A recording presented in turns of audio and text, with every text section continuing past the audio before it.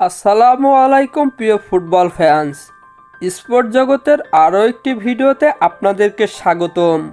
সর্বশেষ প্রিমিয়ার লিগের ম্যাচে গত 31শে ডিসেম্বর বোর্নমাউথের বিপক্ষে মাঠে নেমেছিল এনজো গার্নাসের ক্লাব চেলসি। সেই ম্যাচটিতে অবশ্য 2-2 গোলের ড্র নিয়ে মাঠ ছেড়েছিল চেলসি।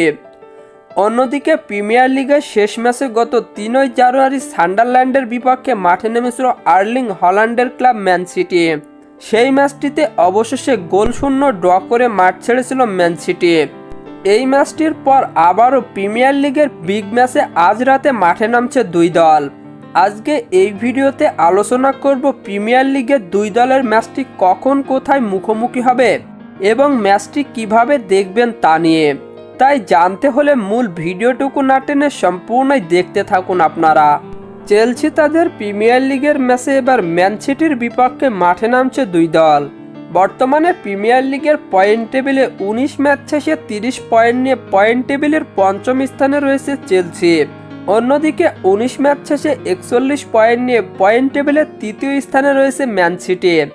চেলসি বনাম ম্যান সিটি সর্বশেষ মুখোমুখি হয়েছিল 2025 সালের জানুয়ারি মাসে প্রিমিয়ার লিগের ম্যাচে, যেখানে 3-1 গোলের ব্যবধানে হার নিয়ে মাঠ ছেড়েছিল চেলসি।